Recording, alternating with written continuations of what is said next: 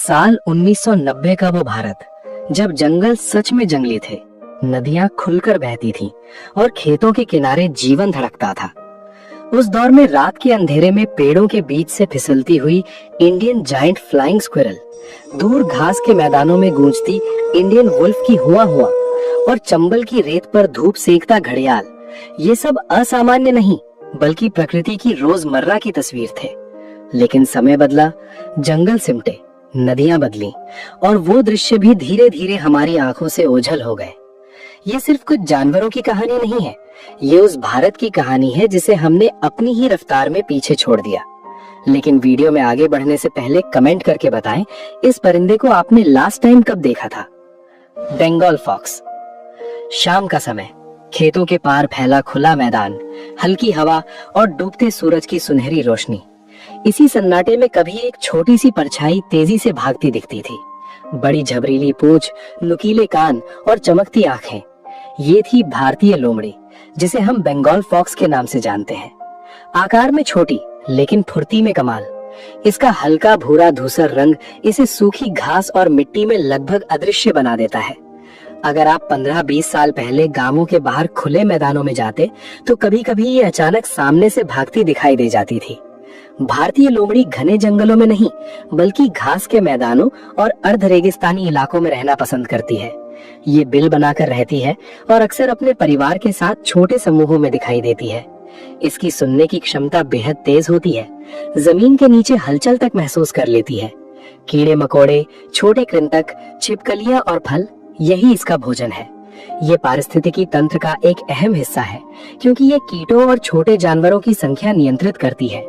लेकिन समस्या वहीं से शुरू हुई जहां हमने घास के मैदानों को महत्व देना बंद कर दिया। अक्सर इन्हें खाली जमीन समझकर खेती, सड़क या निर्माण के लिए इस्तेमाल कर लिया गया, जबकि असल में यही मैदान लोमड़ी का घर थे। जब उसका घर सिमटने लगा तो उसे इंसानी बस्तियों के करीब आना पड़ा। कई बार अंधविश्वास और गलतफहमी के कारण इसका शिकार भी किया गया। लोगों ने इसे नुकसान पहुंचाने वाला समझ लिया, जबकि ये आमतौर पर इंसानों से दूर ही रहना चाहती है। आज भारतीय लोमड़ी पहले जितनी आम नहीं दिखती। कई इलाकों में जहां कभी इसकी मौजूदगी सामान्य थी, अब सालों तक कोई साइटिंग नहीं होती। बच्चे जो कभी खेतों के पास इसे भागते हुए देख लेते थे, अब शायद ही उस अनुभव को जान पाते हैं। धीरे धीरे इसकी फुर्तीली चाल और सतर्क निगाहें हमारी यादों का हिस्सा बनती जा रही हैं। भारतीय लोमड़ी हमें ये याद दिलाती है कि हर जीव, चाहे वो छोटा हो या बड़ा, प्रकृति के संतुलन में अपनी भूमिका निभाता है। अगर घास के मैदान खत्म होंगे तो उनके साथ वहां रहने वाले जीव भी खो जाएंगे, और जब हम किसी जीव को खो देते हैं तो दरअसल हम अपने पर्यावरण का एक जरूरी हिस्सा खो देते हैं। कभी डूबते सूरज की रोशनी में जो छोटी सी परछाई मैदानों में दौड़ती थी, आज वो दृश्य दुर्लभ हो चुका है। सवाल ये है, क्या हम उसे पूरी तरह गायब होने देंगे या अभी भी समय है उसे बचाने का? Indian skimmer. सुबह का समय, गंगा या चंबल की चौड़ी धारा पर हल्की धुंध तैर रही है। तभी पानी की सतह को छूती हुई एक काली सफेद परछाई तेजी से आगे बढ़ती है। पहली नजर में लगता है जैसे कोई पक्षी पानी को काट रहा हो, और सच भी यही है। ये है इंडियन स्किमर, एक ऐसा परिंदा जिसकी नीचे वाली चोंच ऊपर वाली से लंबी होती है। उड़ते समय ये अपनी लंबी निचली चोंच को पानी में हल्के से डुबो देता है, और जैसे ही कोई मछली टकराती है वो झटके से उसे पकड़ लेता है। प्रकृति की ये डिजाइन इतनी अनोखी है कि दुनिया में बहुत कम पक्षियों में ऐसा ढांचा देखने को मिलता है। करीब 15-20 साल पहले भारत की बड़ी नदियों के रेतीले किनारों पर इनका झुंड देखा जा सकता था। ये अक्सर समूह में उड़ते, रेत पर कॉलोनी बनाकर अंडे देते और पानी के ऊपर सामूहिक शिकार करते। नदी के किनारे बैठकर अगर कोई धैर्य से देखता तो ये दृश्य किसी डॉक्यूमेंट्री से कम नहीं लगता। लेकिन आज वही दृश्य दुर्लभ हो चुका है। समस्या की जड़ हमारी नदियों में छिपी है। रेत खनन, बांधों का निर्माण, जल प्रदूषण और नावों की बढ़ती आवाजाही ने इनके प्राकृतिक आवास को बुरी तरह प्रभावित किया है। इंडियन स्किमर को अंडे देने के लिए साफ, शांत और रेतीले तट चाहिए होते हैं, लेकिन जब वही तट मशीनों से खोदे जाते हैं या इंसानी गतिविधियों से भर जाते हैं तो इनके लिए सुरक्षित स्थान कम हो जाते हैं। कई बार पानी का स्तर अचानक बदल जाता है, जिससे इनके अंडे बह जाते हैं। आज इंडियन स्किमर को भारत में एक संकटग्रस्त पक्षी माना जाता है। जिन नदियों पर कभी इनके दर्जनों झुंड उड़ते थे, वहां अब कभी कभार ही 1-2 दिखाई देते हैं। उनकी उड़ान जो कभी नदी की पहचान थी, अब जैसे स्मृति बनती जा रही है। बच्चों को शायद ये भी ना पता हो कि हमारे देश में ऐसा पक्षी है जिसकी चोंच अलग अलग लंबाई की होती है। इंडियन स्किमर सिर्फ एक अनोखा परिंदा नहीं, बल्कि हमारी नदियों की कहानी है। अगर नदी जीवित और संतुलित है तो स्किमर भी रहेगा, लेकिन अगर नदी शोर, प्रदूषण और लालच में घिर जाएगी तो उसकी उड़ान भी रुक जाएगी। जब अगली बार आप किसी नदी के किनारे खड़े हो तो सोचिए, क्या उस शांत पानी के ऊपर फिर कभी वो काली सफेद छाया फिसलती हुई दिखाई देगी, या हम उसे भी अपनी लापरवाही की सूची में जोड़ देंगे। Indian wolf. भारत के खुले घास के मैदानों और सूखे पठारी इलाकों में जब सूरज ढलने लगता है और आसमान हल्का सुनहरा हो जाता है, तब दूर कहीं एक परछाई धीरे धीरे चलती दिखाई देती है। ये शेर नहीं, तेंदुआ नहीं, ये है भारतीय भेड़िया। देखने में ये यूरोप या साइबेरिया के भेड़ियों जितना भारी भरकम नहीं होता। इसका शरीर पतला, टांगे लंबी और रंग हल्का भूरा रेतीला होता है, जैसे इसे खास तौर पर भारत की गर्म सूखी धरती के लिए बनाया गया हो। इसकी आंखों में एक अजीब सी गहराई होती है जो जंगल की खामोशी को पढ़ लेती है। करीब 20 साल पहले मध्य प्रदेश, महाराष्ट्र, राजस्थान और कर्नाटक के कई इलाकों में इसकी मौजूदगी ज्यादा महसूस होती थी। रात के सन्नाटे में इसकी हुआ हुआ की आवाज दूर तक सुनाई देती थी। ग्रामीण इलाकों में लोग इसके किस्से सुनाते थे, कुछ डर के, कुछ सम्मान के। लेकिन धीरे धीरे इंसानों का विस्तार बढ़ा। घास के मैदान, जिन्हें अक्सर बेकार जमीन समझ लिया जाता था, खेती और निर्माण में बदल दिए गए। वही मैदान जो भारतीय भेड़िए का असली घर थे, अब टुकड़ों में बंट चुके हैं। भारतीय भेड़िया शिकार करने में माहिर है। ये अकेले भी शिकार कर सकता है, लेकिन कभी कभी छोटे समूह में मिलकर भी काम करता है। हिरन, खरगोश और छोटे जानवर इसका भोजन है। ये इंसानों से दूर रहना पसंद करता है, लेकिन जब उसका प्राकृतिक शिकार कम हो जाता है तो वो गांव के पास आने को मजबूर हो जाता है। यहीं से शुरू होता है संघर्ष, इंसान बनाम वन्यजीव, और इस संघर्ष में अक्सर नुकसान भेड़िए का ही होता है। आज भारतीय भेड़िया पहले जितना आम नहीं रहा। कई जगहों पर उसकी आवाजें अब सुनाई नहीं देती। बच्चे जो कभी अपने दादा दादी से भेड़िया आया वाली कहानियां सुनते थे, अब असली भेड़िया शायद ही कभी देख पाते हैं। विडंबना ये है कि फिल्मों और कहानियों में भेड़िए को खलनायक की तरह दिखाया गया, जबकि असल में वो अपने पर्यावरण का संतुलन बनाए रखने वाला एक अहम शिकारी है। अगर भेड़िए खत्म हो जाएंगे तो शिकार की संख्या बढ़ेगी और पूरा पारिस्थितिकी तंत्र असंतुलित हो जाएगा। भारतीय भेड़िया सिर्फ एक जंगली जानवर नहीं, बल्कि हमारे घास के मैदानों की आत्मा है। उसकी हुआ हुआ में उस धरती की कहानी छिपी है जो कभी खुली और आजाद थी। अगर आज हम उसे बचाने की कोशिश नहीं करेंगे तो आने वाली पीढ़ियां भेड़िए को सिर्फ किताबों और कहानियों में जानेंगी, और असली जंगल की वो गूंज जो कभी रात में सुनाई देती थी, हमेशा के लिए खामोश हो जाएगी। रात के गहरे अंधेरे में जब जंगल शांत हो जाता है और हवा पत्तों से टकराकर धीमी सरसराहट पैदा करती है, तब पेड़ों की ऊंचाई पर एक छाया अचानक फिसलती हुई दिखाई देती है। पहली नजर में लगता है जैसे कोई बड़ा चमगादड़ उड़ रहा हो, लेकिन सच इससे भी ज्यादा अद्भुत है। यह है भारतीय विशाल उड़न गिलहरी, एक ऐसा जीव जो उड़ता नहीं बल्कि हवा को चीरते हुए एक पेड़ से दूसरे पेड़ तक फिसल जाता है।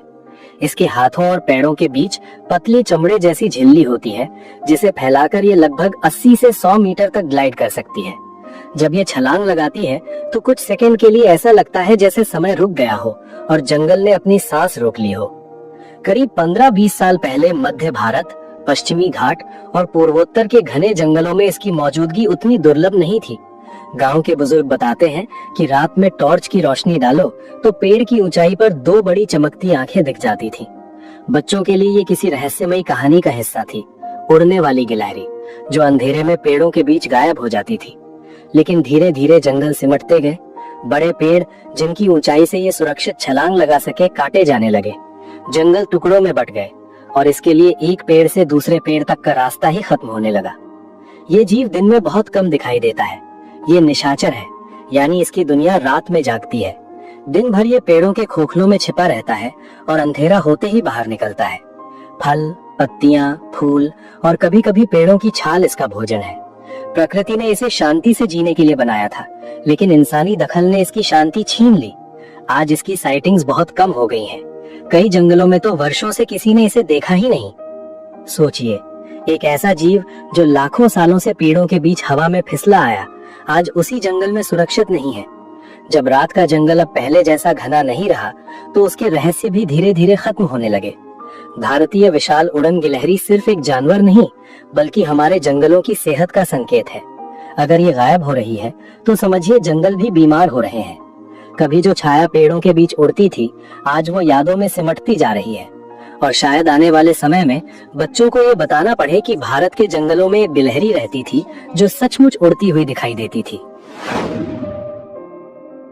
सुबह की पहली धूप जब चंबल या गंगा की शांत धारा पर गिरती है तो रेत के टीलों पर एक लंबी पतली थूथन वाला जीव धूप सेकता दिखाई देता है। दूर से देखने पर यह मगरमच्छ जैसा लगता है लेकिन पास जाए तो फर्क साफ दिखता है। इसकी लंबी बेहद पतली चोंच जिसके सिरे पर सैकड़ों नुकीले दांत कतार में सजे होते हैं इसे बाकी सभी मगरमच्छों से अलग बनाती है।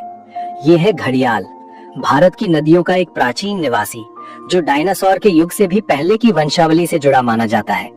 इसके नर के थूथन के सिरे पर एक गोल उभार होता है जिसे घड़ा कहा जाता है और इसी से इसका नाम पड़ा घड़ियाल।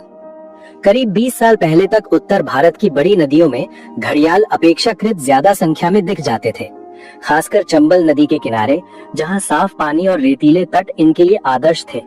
बच्चे नाव में बैठकर दूर से इन्हें धूप सेकते देखते थे। ये इंसानों पर हमला करने वाला जीव नहीं है। इसकी पतली थूथन बड़े जानवरों के लिए नहीं बल्कि मछलियों के लिए बनी है। पानी में जैसे ही कोई मछली तैरती है ये बिजली की गति से अपना मुंह घुमाकर उसे पकड़ लेता है। लेकिन धीरे धीरे नदियों का स्वरूप बदल गया।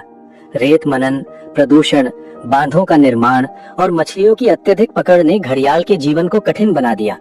जिन रेतीले किनारों पर ये अंडे देते थे वे या तो कट गए या इंसानी गतिविधियों से भर गए।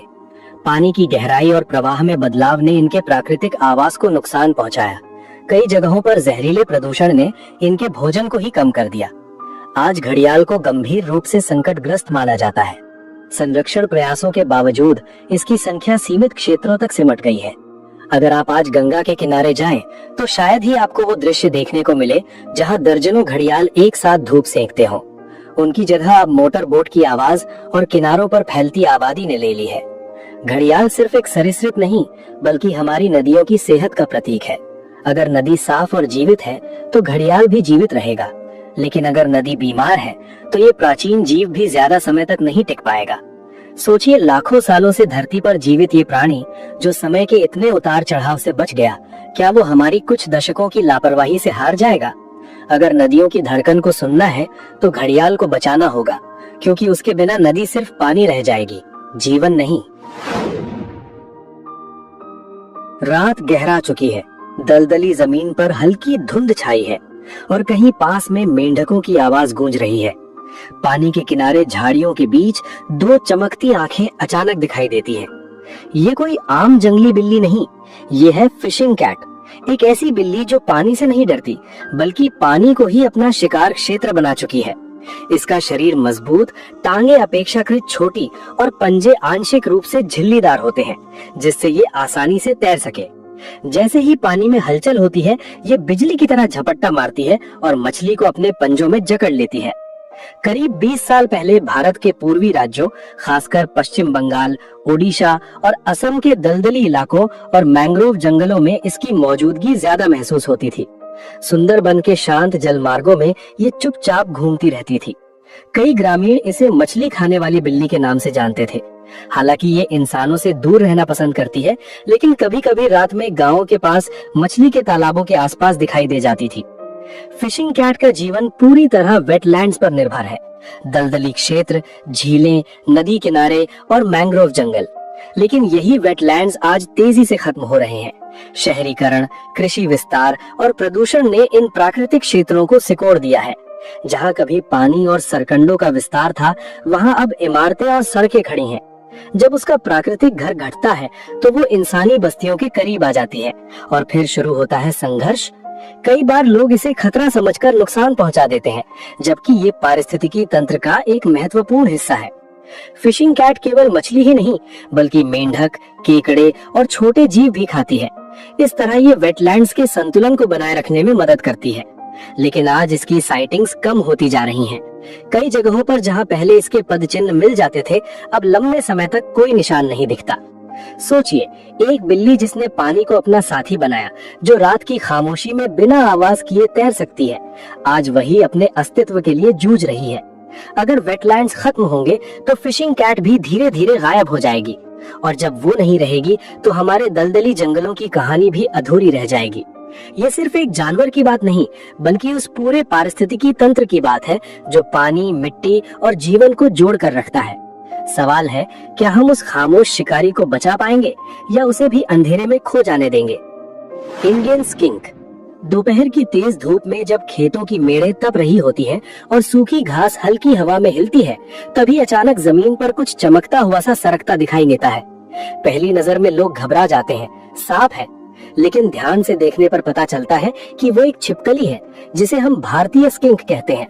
इसका शरीर लंबा और चिकना होता है, चमकदार शल्क धूप में ऐसे चमकते हैं जैसे किसी ने पॉलिश कर दी हो। इसके पैर छोटे होते हैं, इसलिए ये चलते समय सांप जैसा लहराता हुआ दिखता है। यही इसकी सबसे बड़ी विचित्रता है। दिखता सांप जैसा, पर है बिल्कुल अलग। करीब 15-20 साल पहले भारत के ग्रामीण इलाकों, खेतों, बगीचों और खुले जंगलों में स्किंक आमतौर पर दिख जाते थे। बच्चे मिट्टी में खेलते समय या खेतों में दौड़ते हुए इन्हें अचानक भागते देख लेते थे। ये इंसानों से डरकर तुरंत किसी झाड़ी या पत्थर के नीचे छिप जाता है। इसका स्वभाव शांत होता है और ये किसी को नुकसान नहीं पहुंचाता। कीड़े मकोड़े, छोटे लार्वा और दीमक इसका मुख्य भोजन है। इस तरह ये खेती और पर्यावरण के लिए फायदेमंद साबित होता है। लेकिन समय के साथ इसकी संख्या कम होती गई।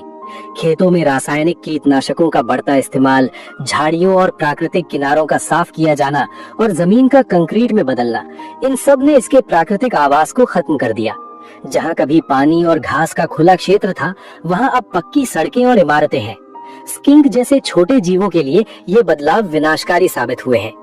सबसे दुखद बात यह है कि लोग अक्सर इसे सांप समझकर मार देते हैं। अज्ञानता और डर इसकी सबसे बड़ी दुश्मन बन गए हैं, जबकि सच्चाई ये है कि ये पूरी तरह हानि रहित है और पर्यावरण के संतुलन में मदद करता है। अगर ये कीटों की संख्या नियंत्रित नहीं करेगा तो वही कीट फसलों और पौधों को नुकसान पहुंचाएंगे। आज कई जगहों पर स्किंक को देखना पहले जैसा आसान नहीं रहा। जिन खेतों में कभी ये चमकती रेखा की तरह भागता था, वहाँ अब उसकी जगह खाली है। भारतीय स्किंक हमें ये सिखाता है कि हर छोटा जीव भी प्रकृति की बड़ी तस्वीर में महत्वपूर्ण है। अगर हम उन्हें पहचानना और समझना नहीं सीखेंगे तो हम उन्हें खो देंगे, और शायद हमें पता भी नहीं चलेगा कि हमने क्या खो दिया। कभी मिट्टी पर चमकती वो छोटी सी लकीर जो हमें चौंका देती थी, अब धीरे धीरे हमारी यादों का हिस्सा बनती जा रही है। Great Indian bustard. राजस्थान के सूखे घास के मैदान, दूर तक फैला सुनहरा विस्तार, जहाँ हवा भी धीमी चाल से चलती है। इसी शांत परिदृश्य में कभी एक विशाल परिंदा सीधी गर्दन और गर्व भरे अंदाज में चलता दिखाई देता था। ये था godown, great Indian bustard, Bharat के सबसे बड़े उड़ने वाले पक्षियों में से एक। इसकी ऊंचाई लगभग 1 मीटर तक पहुंच सकती है। भारी शरीर, लंबी टांगे और सफेद भूरे रंग का मिश्रण इसे रेगिस्तान का राजा जैसा रूप देता है। जब ये उड़ान भरता है तो इसके बड़े पंखों की फड़फड़ाहट दूर तक सुनाई देती है। करीब 20 साल पहले राजस्थान और गुजरात के घास के मैदानों में इसकी मौजूदगी अपेक्षाकृत ज्यादा थी। ग्रामीण लोग इसे पहचानते थे। ये खुले मैदानों में धीरे धीरे चलता, कीड़े, छोटे सरीसृप और बीज खाता। नर प्रजनन काल में अपने सीने को फुलाकर अनोखा प्रदर्शन करता, जैसे प्रकृति का कोई मौन नृत्य चल रहा हो। लेकिन आज ये दृश्य बेहद दुर्लभ हो गया है। सबसे बड़ी विडंबना ये है कि गोडावन का घर वही घास के मैदान है जिन्हें अक्सर बेकार जमीन समझा जाता है। धीरे धीरे इसकी संख्या इतनी घट गई कि आज दुनिया में इसके केवल बहुत ही सीमित सदस्य बचे हैं। गोडावन सिर्फ एक पक्षी नहीं, बल्कि भारत की प्राकृतिक धरोहर है। ये राजस्थान का राज्य पक्षी भी है। कभी जो परिंदा खुले आकाश में गर्व से उड़ता था, आज उसके अस्तित्व पर सवाल खड़े हैं। अगर हम उसे नहीं बचा पाए तो ये सिर्फ एक प्रजाति का अंत नहीं होगा, ये हमारे घास के मैदानों और उन पारिस्थितिकी तंत्रों की हार होगी जिन पर अनगिनत जीव निर्भर हैं। सोचिए, आने वाले वर्षों में जब कोई बच्चा पूछेगा कि क्या सच में इतना बड़ा पक्षी भारत में रहता था, तो क्या हमारे पास उसे दिखाने के लिए सिर्फ तस्वीरें होंगी, या हम अभी भी उसकी उड़ान को बचा सकते हैं? गोडावन की कहानी हमें चेतावनी देती है कि विकास और संरक्षण के बीच संतुलन जरूरी है, क्योंकि अगर ये संतुलन टूट गया तो रेगिस्तान का ये मौन प्रहरी हमेशा के लिए खामोश हो जाएगा।